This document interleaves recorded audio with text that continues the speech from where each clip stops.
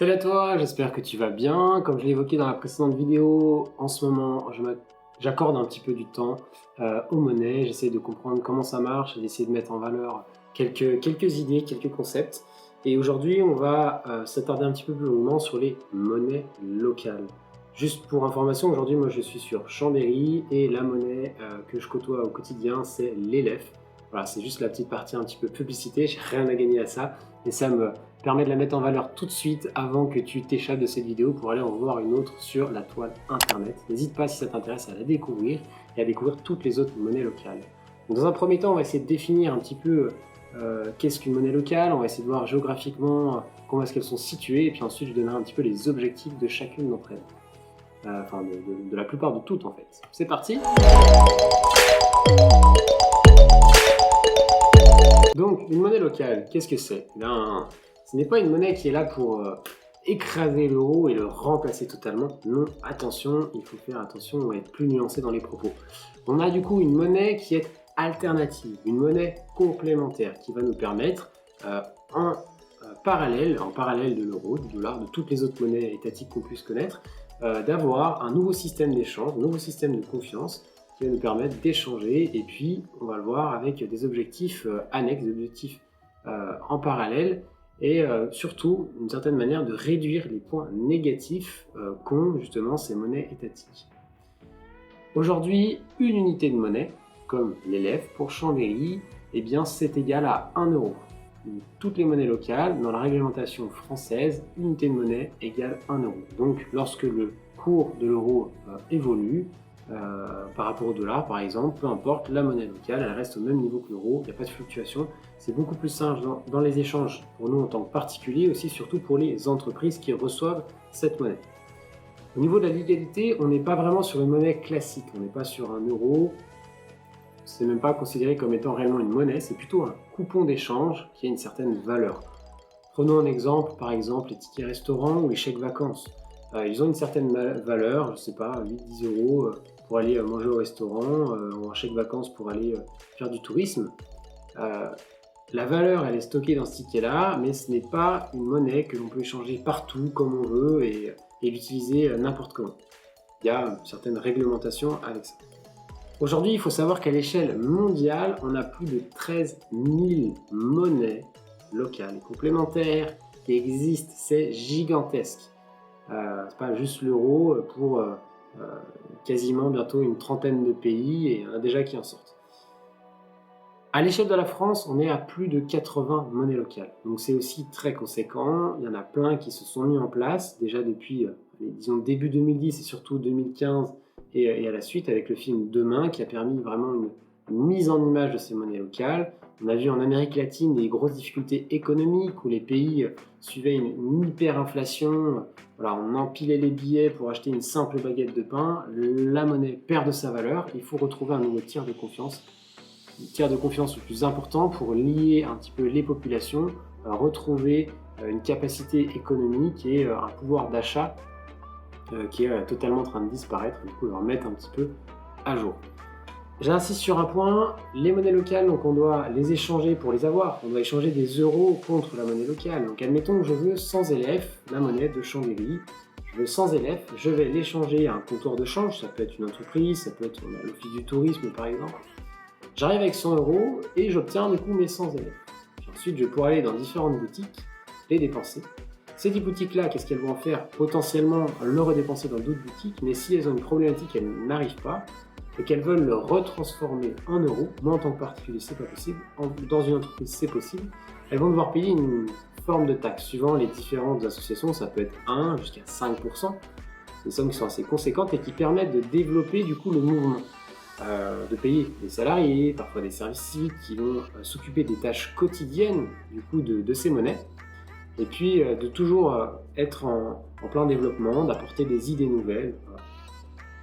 Donc c'est quelque chose qui est fort à noter. C'est pas parce qu'on repasse en euros qu'il faut le voir vraiment comme une mauvaise chose, parce que ça permet quand même de soutenir l'association, mais l'idéal ce serait de rester sur, voilà, mettons que j'ai échangé mes 100 euros, ces 100 élèves, il reste 100 élèves ad vitam aeternam et puis soutiennent l'économie, on va le voir un petit peu plus tard, locale. Là j'ai un tableau, enfin c'est pas un tableau pardon, c'est une carte de la France avec les différentes point géographique qui rassemble toutes les associations. Donc, je ne vais pas toutes les citer, les 80 ça fait beaucoup. En gros, en orange, on a celles qui ne circulent plus, donc c'était des projets qui ont probablement échoué. En bleu, les projets qui sont en cours mais qui n'ont pas forcément encore vu le jour ou c'est en train de se faire. Et en vert, les monnaies qui sont déjà en circulation. Donc on voit qu'au niveau géographique, la France est quand même bien représentée. Enfin la France, la plupart des villes représentent leur monnaie, ça peut être le département, des fois c'est la région. C'est pas forcément juste sur un bassin de vie, juste sur une ville. Voilà. Sur toute la France, on retrouve un petit peu partout du monde. Si on prend du coup maintenant, pour donner quelques exemples avec des monnaies locales, peut-être les plus grosses, on va pas s'attarder sur les 80, mais en gros on a l'Eusko dans le Pays Basque, qui elle aujourd'hui compte plus de 550 prestataires de services. Ça veut dire qu'il y a plus de 550 entreprises qui acceptent la monnaie et qui se l'échangent les unes entre les autres. Et ça représente du coup en 2019, pas en 2021, mais en 2019, en unité monétaire, 1 200 000 Eusko. Donc ont été transformés contre 1 euro. Donc c'est 1 200 000 euros qui ne circulent plus, mais qui ont été transformés en Eusko. On retrouve aussi la Nielle autour de Rouen, la Roue dans le Vaucluse, la Cigogne à Mulhouse, Tuck à Strasbourg, Sol Violette sur le bassin toulousain. Voilà, c'est tout un tas de monnaies locales qui ont un nombre d'utilisateurs très conséquent, en unité monétaire, voilà, des grosses valeurs, et un nombre de prestataires aussi très, très conséquent. Voilà, on en a tout un tas, et je recite du coup l'élève pour Chambéry, celle que moi je peux utiliser quotidiennement. Donc voilà pour la petite liste. Liste que je pourrais mettre éventuellement dans la description. On retrouve ça sur Wikipédia très simplement. Ensuite, si on reprend du coup, après cette phase un petit peu géographique et les différents noms, passons un petit peu en revue les différents objectifs de pourquoi utiliser une monnaie locale. Dans un premier temps, on va parler d'ancrage sur le territoire, de soutien d'une échelle locale. En gros, à partir du moment où j'ai dit que je transférais mes euros en monnaie locale complémentaire, eh bien, le but du jeu, c'est que cette monnaie, elle reste sur le territoire, qu'elle évite de s'échapper. On verra avec les chiffres tout à l'heure. Donc, je soutiens l'économie locale, je soutiens l'emploi, je soutiens ces petits artisans qui développent des activités, les créateurs d'emplois, créateurs de liens sociaux entre les différents individus. Si jamais je soutiens l'emploi ici, cette personne-là, eh bien, elle va soutenir un emploi dans une autre. Alors, on a quelque chose qui est vraiment circulaire. On va donner un exemple, du coup, avec cette petite image. Demain, j'ai une problématique, j'ai un petit rhume ou je me suis blessé, je vais chez le médecin. Je lui donne du coup des élèves pour régler ma prestation. Sa prestation, c'est moi qui participe. Le médecin, il a peut-être envie demain du coup d'aller s'acheter un livre. Le médecin, lui, il a peut-être envie d'aller s'acheter un livre. Eh bien, il va aller du coup chez le libraire du coin, payer en élève. Puis le libraire, lui, il va aller chez le boucher, s'acheter un petit morceau de viande. Et puis ainsi de suite, il va aller chez le peintre, chez le maraîcher, il ira chez le boucher. Puis le boucher lui reviendra un jour le boulanger, il ira chez le médecin. Voilà, là on a vraiment une économie qui est circulaire et qui tourne au sein d'un réseau qui se soutient, un réseau qui entretient une certaine aide collective les uns par rapport aux autres. Donc ça, c'est quelque chose que je trouve vraiment très fort, très important. Du coup, à contrario du deuxième point, du deuxième argument, qui serait sur la spéculation. Je dirais que ces monnaies locales, elles évitent justement ce phénomène de spéculation. Le but de l'ancrage sur le territoire, c'est d'éviter, on va dire, l'évasion, éviter que cette monnaie part et qu'elle quitte le territoire et qu'elle aille sur les marchés financiers. Je mets du coup à l'image dans quelques secondes le poids des marchés financiers, des échanges monétaires, en gros 1 euro échangé dans les marchés financiers et 1 euro échangé dans l'économie réelle. Les chiffres qui sont donnés, les études à l'appui, 2% d'économie réelle représente le petit carré vert au milieu de notre petite map. Tout le reste n'est que marché financier. 98% des échanges monétaires ne sont que marché financier. Donc, on peut parler de bourse, on peut parler d'immobilier, on peut parler de ce qu'on veut. Ce n'est pas de l'argent qui est réellement palpable par le quotidien des citoyens. C'est quelque chose qui est quand même assez inquiétant. Donc, ça veut dire qu'il y a de l'argent qui sert à la spéculation, à l'enrichissement de certains, alors que d'autres essayent tout simplement de travailler, de survivre et puis de se payer à manger à la fin du mois. Moi, ce que j'aimerais voir, du coup, c'est peut-être quelque chose qui soit simplement inversé. Donc, je remets en image 2% de marché financier, 98% d'économie réelle. Comme ça, on fait quand même plaisir à certains, ceux qui veulent faire de la spéculation, mais ça reste quand même minime par rapport à nos besoins, peut-être un petit peu plus fondamentaux. Il s'ensuit, du coup, forcément, avec l'utilisation de ces monnaies, un respect environnemental et social. Du coup, les entreprises elles sont à minima engagées. pour être accepté dans le réseau, par exemple de l'ELEF à Chambéry. Certains petits groupes de bénévoles, une dizaine de bénévoles vont recevoir l'un des chefs d'entreprise, disons, l'un des entrepreneurs qui va présenter son projet, expliquer pourquoi est-ce qu'il est là et pourquoi est-ce qu'il a envie de faire partie de ce réseau-là. Et puis il doit signer une charte, il doit s'engager. Donc d'une certaine manière, par cet engagement, par cet acte, on va dire, volontaire, on retrouve du coup quelque chose de vraiment positif. Et forcément, je donne un exemple, par exemple, Total avec son pétrole ne serait pas accepté dans ce réseau-là. Parce que forcément, il ne participe pas au bassin de vie. Voilà, je passe les détails pour ne pas forcément en dire plus et m'énerver. À la suite de ça, on a du coup le 4e point, je dirais c'est un double effet. Le double effet, je peux très bien être du coup moi engagé avec je sais pas, je vais faire mes courses au marché, mais je n'échange pas en monnaie locale. Ok, je soutiens l'économie locale d'une certaine manière, mais le fait d'amener du coup un élève, une monnaie complémentaire face à cet échange, eh bien ça permet de soutenir doublement, parce que l'euro est sorti du réseau, il ne circule plus, il n'y a plus que l'élève qui circule. Le maraîcher auquel j'ai acheté des légumes, lui va devoir le redépenser en élève.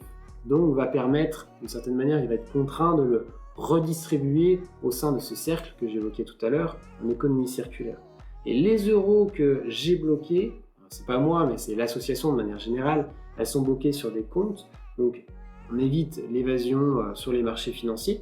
Et il va servir du coup dans des banques, on peut être à la Nef, en banque éthique, on peut être au crédit coopératif, ce qui est le cas par exemple de l'ELEF, investi du coup dans des projets, enfin c'est une sorte d'épargne solidaire en fait, qui va être attribuée à des projets éthiques, sociaux et solidaires. Donc ça c'est vraiment, on va dire, le double impact, c'est pas simplement de soutenir l'économie locale, mais derrière il y a un deuxième effet, on va dire, de levier. Dernier point que je trouve très intéressant pour moi, c'est échanger en monnaie locale, c'est une forme à la fois de traçabilité et ou de sortie du système. Sortie du système dans un certain sens, parce qu'aujourd'hui on échange beaucoup avec notre carte bancaire, du coup la banque elle sait exactement chez qui est-ce qu'on est allé. Je suis allé dans tel supermarché, j'ai acheté tel shampoing, je suis allé chez le coiffeur, je suis allé au cinéma, et du coup après ils nous proposent des services en fonction. Voilà. On est surveillé, un peu société Big Brother. Ces disrupteurs, les monnaies locales qu'on utilise par exemple en format papier, vont nous permettre de s'écarter un peu de ce système-là et à la fois de garder une traçabilité. On sait du coup comment est-ce qu'il est échangé, parce qu'on sait qu'il ne sera pas échangé à n'importe qui. On ne pourra pas acheter de l'essence ou des cigarettes avec ou une bouteille de Coca-Cola dans une entreprise qu'on ne connaît pas. On va rester sur cet ancrage du territoire. On sait par quelle main ce que c'est passé, c'est les citoyens qui sont volontaires pour son utilisation et les entreprises locales qui ont été acceptées sur le réseau. Voilà du coup les 5 points que je trouve vraiment intéressants. Donc je les réénumère tous un par un. L'ancrage sur le territoire avec l'aspect du coup d'économie circulaire, la diminution de la spéculation, éviter l'évasion sur les marchés financiers. On a aussi le fait d'avoir un respect environnemental et social sur notre bassin de vie. On essaie de se sentir un petit peu chez nous et d'y donner de la valeur. On a le double effet de levier parce que l'euro est coincé quelque part, il ne part pas sur les marchés financiers et en plus il est réinvesti dans des projets éthiques, sociaux et solidaires. Et puis on a cette forme de traçabilité, on sait avec qui est-ce que c'est échangé, mais à la fois on sort du système classique bancaire. Et avant de te dire au revoir, j'aimerais insister sur un dernier point. Tu as entendu, du coup j'ai parlé de monnaie locale, j'ai parlé de l'ELEF, la monnaie du bassin chambérien qui est en train de devenir une monnaie locale en Savoie. C'est-à-dire que son rayonnement est petit à petit en train de grandir. Il s'arrêtera aux frontières de la Savoie. La monnaie locale n'a pas besoin d'être plus importante que ça.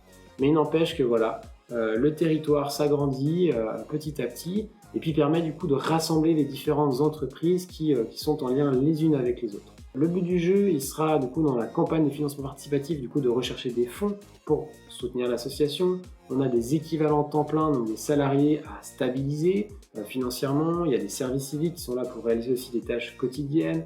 On a le développement de l'ELEF numérique. Si tu as envie de soutenir du coup la monnaie locale de Chambéry, la monnaie locale en Savoie qui est l'ELEF dans l'association La Monnaie Autrement, je t'invite à aller cliquer dans le lien en bas de la description. Et puis, je t'invite du coup aussi à t'abonner à cette chaîne YouTube si les thématiques au niveau de la monnaie, au niveau de l'économie t'intéressent, l'économie qu'on a envie de développer autour d'un monde meilleur et plus positif, surtout collectivement. Je t'invite à t'abonner, à liker la vidéo, à commenter. N'hésite pas à me dire si toi tu connais d'autres monnaies locales, si tu en utilises, et puis à la partager à tous tes amis et ta famille. Et sur ce, je te dis ciao!